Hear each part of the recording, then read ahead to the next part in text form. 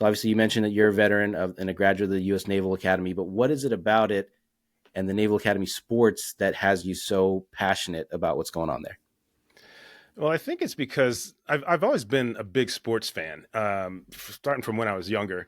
And interestingly enough, when I went to the academy, believe it or not, one of the things that freshmen were required to do on the weekends was go see at least one sport in the yard, okay, on the campus. So that gave me a chance to go look at some sports that I'd never even seen before, like squash and water polo and some other things as well.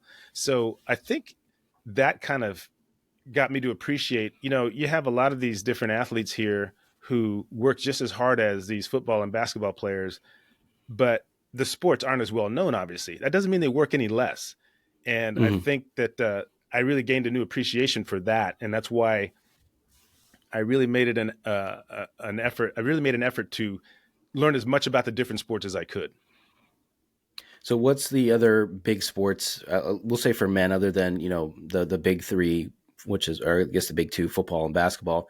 What are the other big men's sports at the Naval Academy? What are the big women's sports there? Okay, good question.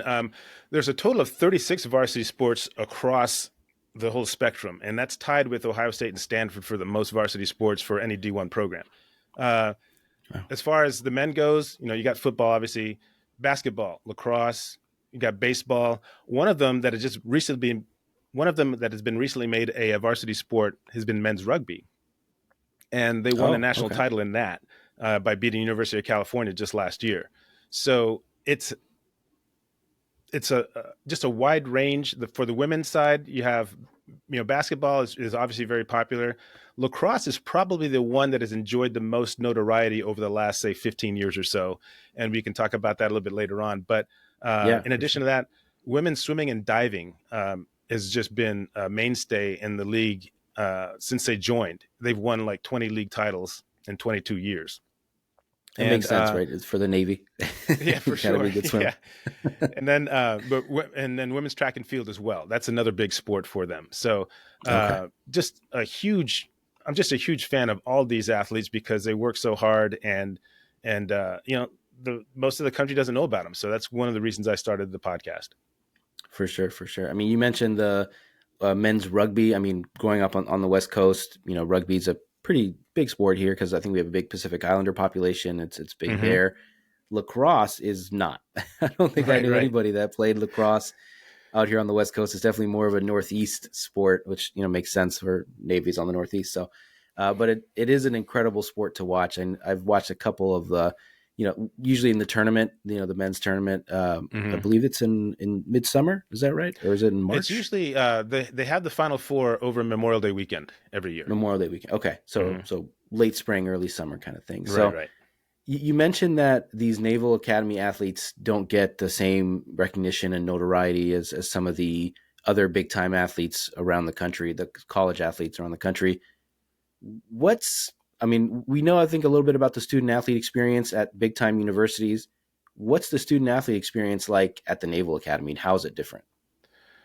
Yeah, I the best place to start is with the academics. Okay, in terms of the course load that they carry year in and year out, it is easily 18 to 20 credit hours every semester, and I think that probably you compare that to a regular, well, what an athlete might take at a standard D1 school, 12 for sure, because you got to take that to be a minimum to be a full time student, but maybe 15. They'll go as high as 15, but usually they like to try and keep it in that range so that they can basically, focus on their sport as well.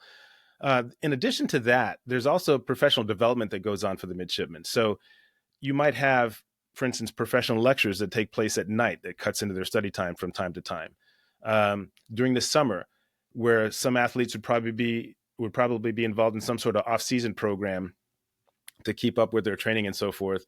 At least 1 month of the mids training is going to be taken up by doing stuff professionally, like learning what the Marine Corps is about, or learning what it's like to be on a submarine or a ship, or visiting an aviation squadron to see what that life is like.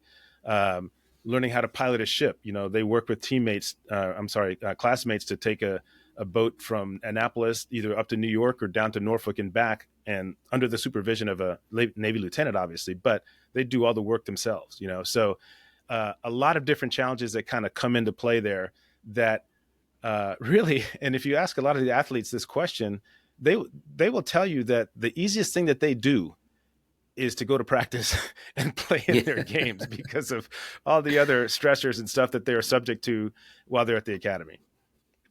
Yeah, the games and practice is probably an escape from the rest of it and the reality of what they've signed up for.